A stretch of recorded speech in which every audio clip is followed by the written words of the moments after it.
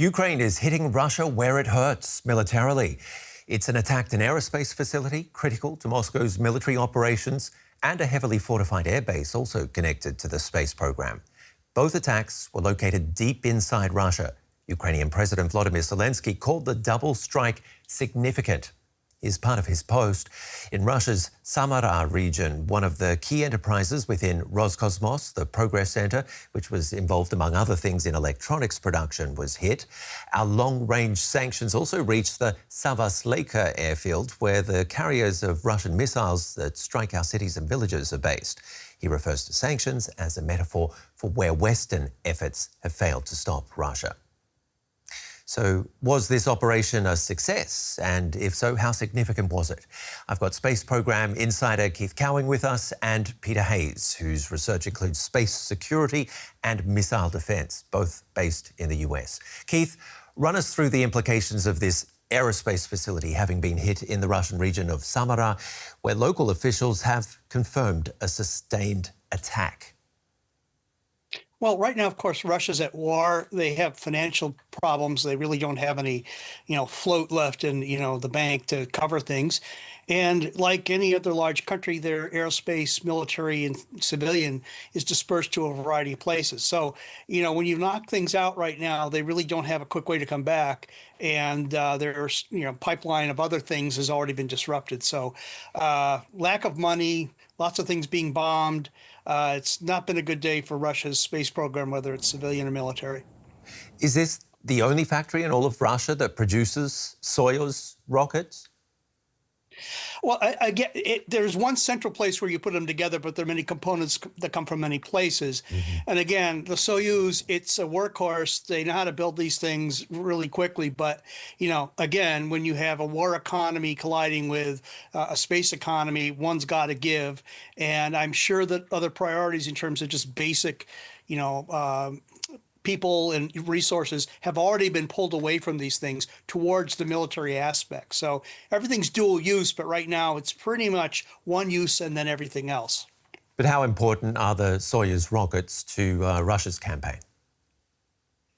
Oh, boy. Well, in terms of attacking Ukraine, no, there's not much. But if you want to send things and people to the space station or launch satellites, the Soyuz rocket is the workhorse, bar none, in the Soviet era versus Russia. And if you don't have that, you're really not going to launch much of anything, even with their new rockets. This is the way they do stuff. How long does it take to build one? And I guess they're not reusable, even the new ones? How long it takes, they have an assembly line that's always in action here, but they're not reusable. That's the other thing. If you look at the rest of the world, whether it's US or Europe, or we're all looking at the reusable stuff. So with Russia, there's a double sort of hit here that, you can't launch and relaunch and relaunch. If you can't build the rocket in the first place, when you do launch it, that's it. So it's a double hit, and they know that. Peter, this attack was some 900 kilometres inside Russia from the Ukrainian border, and the Ukrainian forces used their own long-range Flamingo missiles. The significance of both those factors? Well, I think what we're seeing more and more is that the indigenous Ukrainian drone production facility is really enabling them to have very large scale, very deep strikes into Russia. So early in the war, they were reliant on systems from outside Ukraine, but they've done an excellent job of developing an indigenous domestic industry for building those things. Frankly, they're the world's leader in those today. So the system you mentioned, the Flamingo, is an extremely large drone. It has very long range, about 3,000 kilometers, carries a very large warhead, over 1,000 kilometer warhead. And it's an impressive system. What it doesn't have is a lot of stealth capability. So it flies at subsonic speeds, and it would be susceptible to being shot down from a variety of defenses. But for whatever reasons, the Russians were not successful at intercepting all of those. I think we'll have to learn more about that as details emerge about this particular strike. And the significance of them using their own homegrown missiles, so to say, as opposed to Western weapons? Well, yes, I was trying to emphasize that. I mean, it's only been within the past year or so that they've really come online with a very large domestic production capability. Their goal is to produce 8 million drones. I mean, they're not all Flamingos. That's one of their largest ones, but that's a very significant capability, and they have a lot of systems that can reach very deep into Russia. This aerospace facility is also involved in Russia's project to build a low Earth satellite network. Keith, what's the military importance, first of all, of having a low Earth satellite network? Well, you know, I've been involved in this since the Soviet era, so I put Insky on the end of anything that they're copying. So this is sort of Starlink-ski. It basically has some resemblance to Starlink, except Starlink is a true 21st century consumer-oriented, continuous improvement system for communications all over the planet in a variety of ways. And it's being launched by a company that has its own fleet of reusable rockets, and they're just getting better and better at it. And they have a vast amount of money, no matter how you look at Elon Musk's wealth. Russia's trying to take the subset of that, which is what you need for the military aspect of things, since Starlink will not let Russia use this stuff. And of course, you have to launch these satellites into space. And again, I don't know what carrier they're going to use for that. But again, if the Soyuz rocket has got to be, you know, sort of parsed out with people and crew to the space station and other things, you're going to have a hit there. But that said, the Russian constellation, as they call it, will be maybe a few hundred satellites, whereas Starlink is thousands and thousands and designed to be scaled even larger. And oh, by the way, several other companies in the West are doing this as well. So it's a pale comparison, but it's focused on their immediate military needs. And again, as Peter mentioned, it's all done with indigenous technology, which, you know, you get what you pay for. And right now, Russia is somewhat constrained in having cutting edge stuff, which is what these constellations more or less require. I find it interesting. You mentioned that Musk banned the Russian military from using Starlink in February. So until now, had this fight been quite even between Ukraine and Russia because they were both using this same technology? Well, in terms of who's better, I'm on Team Ukraine when it comes to just sheer creativity. And they're the ones that first started using, you know, Lego bricks and God knows what else to create these things that the Flamingo has an old Soviet engine on it. I mean, they're just pragmatists from day one. And they found ways to adapt constantly to this. The Russians were getting purloined satellite links from Starlink, bring them into the country. And of course, SpaceX found out about that and shut them off. And as I understand it, there's still a constraint on Ukraine's ability to use Starlink inside of Russia proper for the targeting. So both sides are constrained. Russia completely, Ukraine somewhat. But that hasn't stopped the Ukrainians, obviously. They just come up with a different way to do things, which, again, is the big difference between a Russian Starlink-like thing and what Ukraine has been able to do. It's just sheer creativity versus I don't know, desperation on Russia's part. So can either of you tell me how far the Russians were? You were giving me a bit of an idea of the Russian system, Keith, but how far or how close were they to getting their Starlink alternative actually up and running? Well, they do have some of it going, but again, it's money. They don't have the money, and you know there's priorities that need to be brought into place. And you don't really have a functional constellation until you've got several dozen of these things up there. And again, you know, what are you're going to put all these resources into this for what? It's sort of like, you know, V-2s in World War II. You know, hey, they're cool, they do stuff, but can I use that same expenditure of time and resources for something more, you know, to the date of, you know, the problems you have in front of you? I'm not sure, but even if they started launching these things at 27 or 28, I don't know, when's the war going to end? Who knows? Peter, what do you think? Where does this put Russia's Rosnet network? Well, if you don't mind, I'd like to back up a bit because I think it's interesting to see the back and forth with respect to the ability of the Russians to use Starlink. And as was mentioned, Keith mentioned, there has been a ban from the US government on export of Starlink terminals to Russia. But they've been pretty creative in finding ways around that, getting them on the black market. So then a secondary way to limit the use of individual terminals is Starlink actually has the ability to shut off individual receivers based on their serial number. And then the Russians started dorking with the serial number. So it's a real cat and mouse game is what I'm trying to describe. And I think that's one of the things that has driven the Russians to make the decision that they need to have their own system similar to Starlink. But as Keith mentioned, I mean, the jury's really out with respect to how quickly and how effectively any kind of system like that will be operational for them. I don't anticipate that it's going to be a significant factor for at least months, if not years, because you don't assemble one of these kind of things overnight. They don't have a lot of expertise in the cutting edge electronics that run a lot of the Starlink satellites. So there's some real impediments that the Russians are going to have to overcome. Mm-hmm. But again, I think big picture wise, what this reflects is how effective in the long run, as of right now, the United States has been, and Starlink itself has been, in shutting off the ability of the Russians to use those systems. Mm-hmm. Peter, Ukraine says it also had attacked an airfield in the Russian region of Nizhny Novgorod, which is connected to its space project. Is Ukraine doing all it can to stop Russia from setting up this Rosneft satellite system?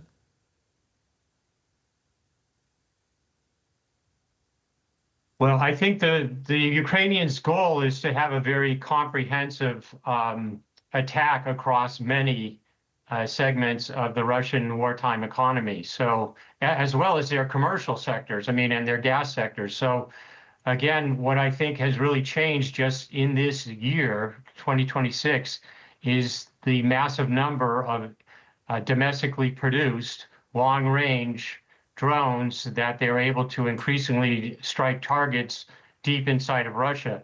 If you remember back on the 1st of June of 25, there was a strike called the Spiderweb attack, where the Ukrainians struck 4 widely separated airfields inside, deep inside of Russia, and they struck nuclear-capable aircraft and some of their command and control and their Sokol Echelon laser anti-satellite aircraft. The thing I would note there, though, is those drones were transported into Russia. And now what we're seeing is these drones are being launched inside of Ukraine and flying a long ways, evading defenses and still largely striking their targets. So it's a real sea change in the conduct of the war. And the Ukrainians are doing to the Russians what the Russians have been doing to the Ukrainians for years. Peter, what kind of retaliation could be expected from Russia for these attacks? Well, Peter's probably best to answer that. I mean, it's more of everything until they don't have anything to use. Peter, what do you reckon? Well, I believe that we've already seen that the Russians have switched over to a lot of ballistic missiles, which are a lot harder to defend. They re-enter at a much higher airspeed, and really only the most sophisticated defenses are going to be able to intercept those. So increasingly, we see the strikes on Kyiv and other places using those kind of systems rather than lower speed drones and other systems. But I think all of the protagonists in these conflicts, as well as what's going on in the Persian Gulf region, they're learning more and more about different ways to circumvent a lot of different defensive systems. And there's various means of doing that with swarms of drones staggering the attacks, waiting till times when they have windows of opportunity because of various reasons. So overall, the attacks are becoming a lot more sophisticated worldwide. And of course, you're realizing that lots of reporting on limited stocks of defensive systems for the U.S. At one point, the Trump administration said they were going to allow the Ukrainians to domestically produce Patriots. I think that's back off now, but hopefully things like that will be enabled going forward, because those sophisticated defensive systems are really your last line of defense, particularly against ballistic missiles. And you describe the attacks as becoming more and more sophisticated. Surely that needs intelligence. Where does that intelligence come from? Well, I think a lot of it just comes from open source. I mean, you have dozens of systems that are commercially available, and most of these targets are not mobile. So you have months and weeks to look at exactly what you want to strike, and then tailor the attack against that particular target. Targeting a mobile platform is a lot more difficult, and you need more sophisticated systems, but there are literally hundreds of systems that enable you to attack any kind of fixed target today. Keith, you wanted to say something there? Yeah, it's interesting because, there's when they say ballistic missiles, it's everything from I want to hit this building on that street to as long as I hit Kyiv. And this is sort of like World War II. I remember my dad was almost killed by a V-2 that landed in Hyde Park, and he was living across the street. And their whole thing was just terror. Let's just shoot the stuff at them. Eventually, you run out of the fancy stuff because that has the electronics in it, and you're moving more towards just whatever you got. And again, Peter's the expert. I mean, at some point, they have old stuff, but they're pulling tanks from World War II out. I mean, at some point, I don't know. What do you throw rocks at each other? I don't know, and I think that's sort of the limiting reagent to all of this, is that when do they simply not have the capability? And you ask about space. I mean, the Soyuz rocket runs at RP1, which is refined kerosene, which comes from oil. Well, right now you can't get gas for your car. So is launching a rocket to the space station worth how many thousands of liters of refined petroleum that could have gone somewhere else, and the train that carries it to the launch pad? I mean, they're really coming up against 2 and 2 doesn't equal 5. And, at some point, I think it probably will get nastier with them throwing whatever they have left. Peter, what do you make of Moscow's accusations that Washington is supporting Kyiv with intelligence in some of these deep strikes?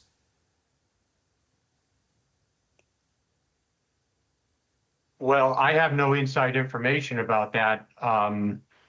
I believe that there is still some pretty close intelligence cooperation between the United States and Ukraine.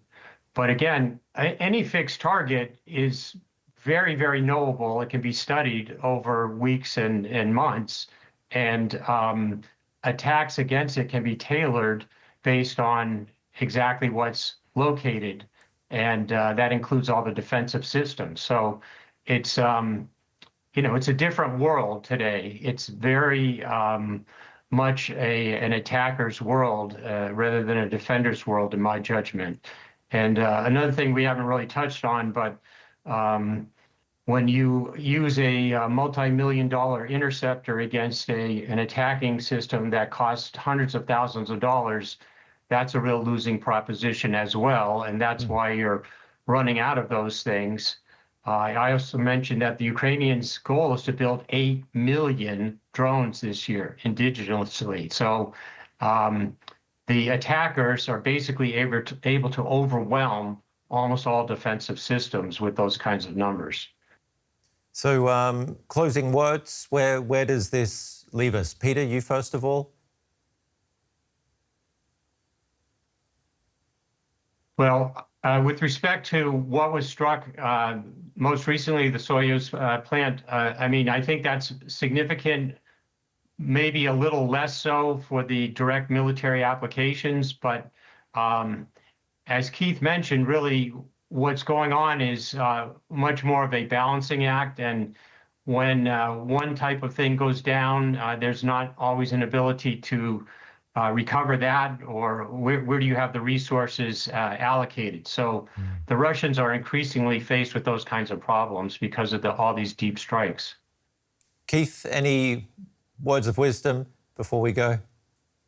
Well, in Peter's world, I'm sure a year or two ago, you would use the phrase asymmetric warfare, and that meant something where big guy does this, little guy does that. That has so morphed now that the drones were seen as some sort of asymmetric thing. Then the Russians picked up on it, and now you've got them spinning out fiber optic. I mean, it's the interesting thing that will come from this, I think, once this is over, however it ends, is that Ukraine is going to become a powerhouse of technology, vastly in excess of what Russia can do. And, this whole notion of how much we've given them in terms of funds and everything, they're going to turn into quite the capable country of really pushing technology. And I just saw something in the Post the other day where we had American drones versus the Ukrainian drones, and we lost. I mean, that's the emergent property from all this. Yeah, this war certainly has changed, but it does continue to drag on. Thanks to both of you for talking with us tonight. It's been really interesting. Keith Cowing and Peter Hayes. My pleasure. Thank you. And what do you think? Is the war set to take on a new dynamic? Could it all be over in the near future? I'm Ben Fazulin. Nice having you along.